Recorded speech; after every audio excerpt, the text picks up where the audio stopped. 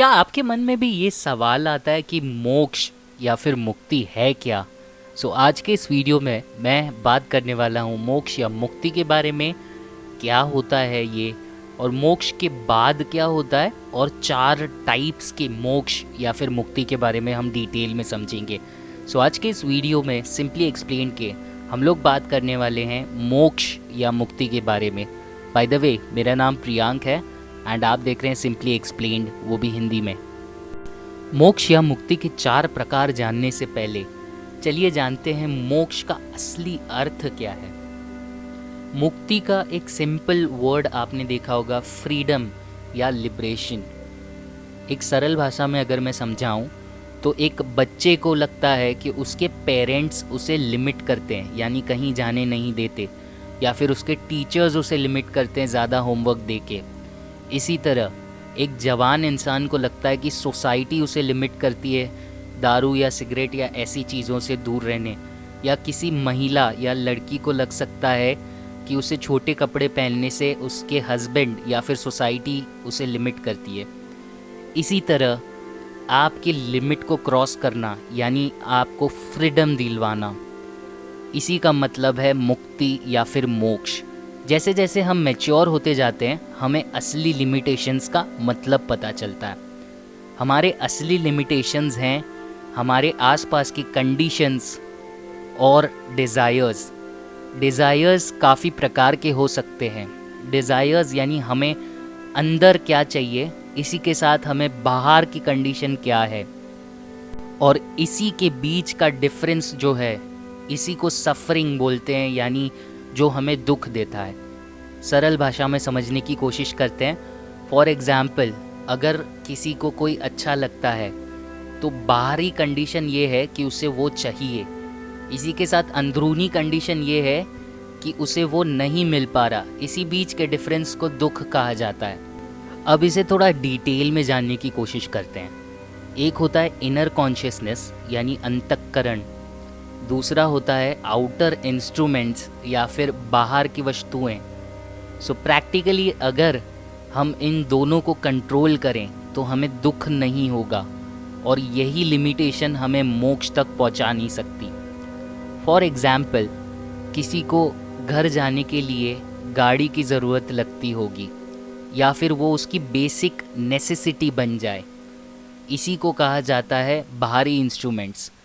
चाहे तो वो पैदल भी वो मार्ग तक पहुंच सकता है, बट इनर कॉन्शियसनेस या अंतःकरण को कंट्रोल ना करने की वजह से उसे बाहरी इंस्ट्रूमेंट्स मिले या ना मिले, इससे उसके कॉन्शियसनेस को, यानी उसे दुख या फिर खुशी होती है। और हम बाहरी फैक्टर्स को कंट्रोल नहीं कर सकते, बट इनर नीड को कंट्रोल करके मोक्ष या मुक्ति तक पहुंच सकते हैं। मैं आपका ज़्यादा समय नहीं लूँगा, और अब हम लोग बात करने वाले हैं 4 टाइप्स की मुक्ति जो प्री डिफाइंड है स्पिरिचुअल एनवायरनमेंट में। पहला टाइप है शलोक्य मुक्ति।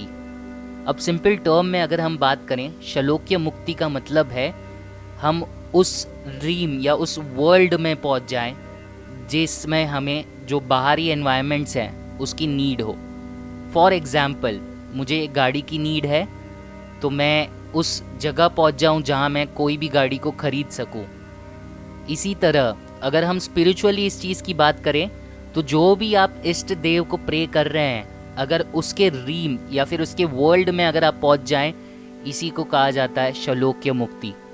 एक सिंपल टर्म में मैं अगर आपको ये चीज़ समझाने की कोशिश करूं तो फॉर एग्ज़ाम्पल, अगर मैं कृष्णा के बारे में सोचूं या कृष्णा को अपना इष्ट देव मानूं, तो शलोक्य मुक्ति का मतलब है गोलोका रीम में पहुंच जाना, यानी जहां कृष्णा रहते हैं वहां पहुंच जाना।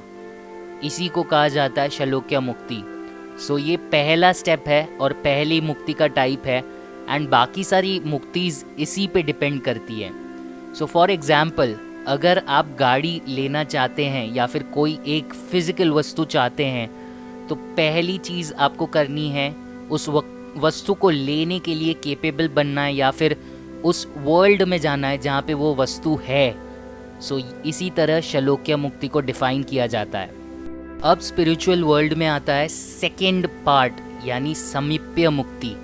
समीप्य मुक्ति का मतलब है कि उस वर्ल्ड में तो अब आप पहुंच गए, बट उस चीज़ के पास जाना या फिर पर्सनली उस चीज़ को फील करना।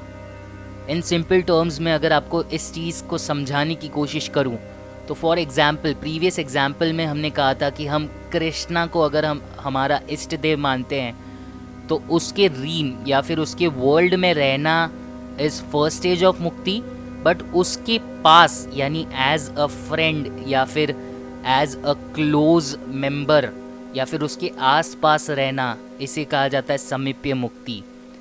इसका मतलब आप उस वस्तु या फिर जिसको भी आप इष्ट देव मानते हैं या जिससे भी आप मुक्ति चाहते हैं, उसके क्लोज रिलेशन में रहना। फॉर एग्ज़ाम्पल अगर मैं प्रे करता हूँ कृष्णा को, तो उसके वर्ल्ड में रहना is the first stage. Second stage है उसके वर्ल्ड में रह के उसके करीब यानी एज अ फ्रेंड या फिर उसके आसपास रहना इज़ समीप्य मुक्ति। थर्ड टाइप मुक्ति या मोक्ष का है स्वरूपीय मुक्ति। अब स्वरूपीय मुक्ति even a higher stage of मुक्ति है। पहले स्टेज में हम समझने की कोशिश कर रहे थे कि उस वर्ल्ड में रहना।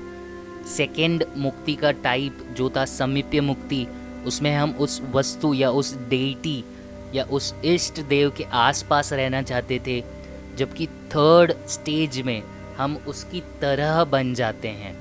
इन सिंपल टर्म्स हम अपने आप को ट्रांसफॉर्म या आइडेंटिफाई करने लगते हैं उस डिवाइन या स्पिरिचुअल एनर्जी की तरह या उस डेटी की तरह।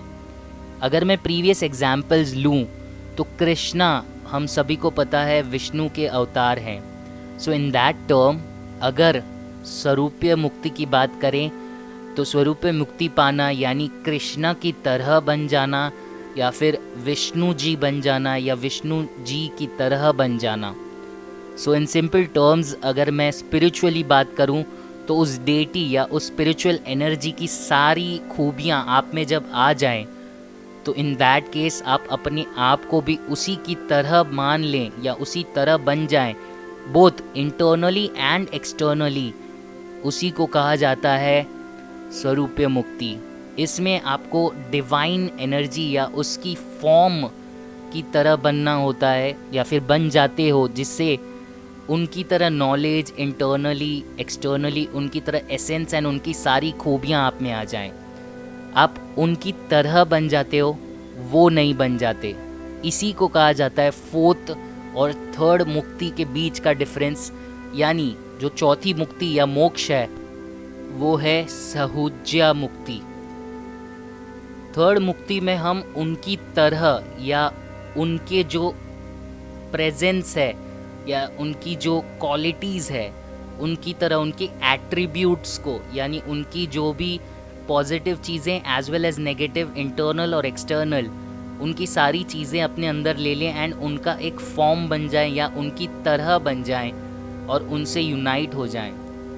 बट फोर्थ मुक्ति इवन एक स्टेज ऊपर जाती है और एक बियॉन्ड द ड्यूअलिटीज़ जाती है।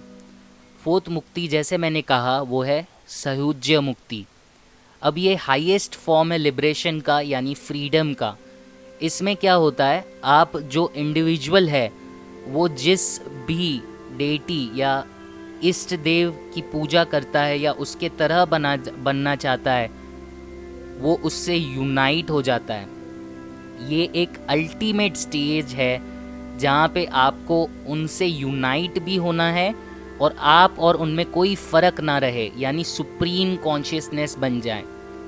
इन सिंपल टर्म्स अगर मैं आपको इस चीज़ के बारे में एक्सप्लेन करूं प्रीवियस एग्जाम्पल से, कृष्णा के जैसा बन जाना थर्ड स्टेज ऑफ मुक्ति है, बट कृष्णा ही बन जाना और कृष्णा के अंदर अपनी आत्मा को मर्ज कर लेना is fourth stage.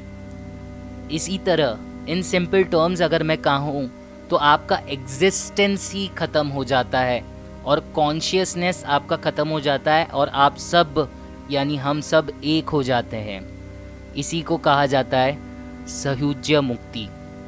By the way इस वीडियो में हमने देखा 4 मुक्ति या मोक्ष के प्रकार एंड इसी तरह अगर आपके सोल को आपको एनलाइटन करना है तो इस चैनल यानी सिंपली एक्सप्लेन को ज़रूर सब्सक्राइब करें।